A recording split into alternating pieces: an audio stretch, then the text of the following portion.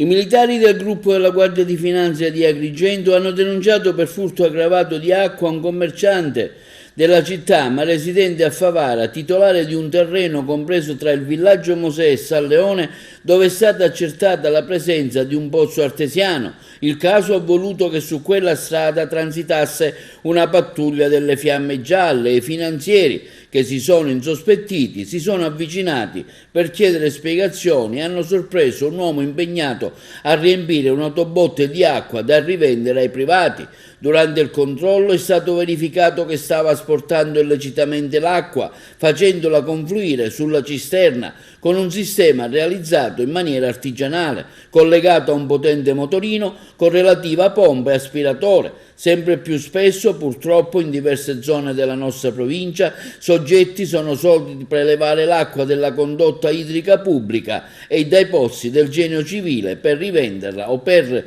irrigare i campi coltivati.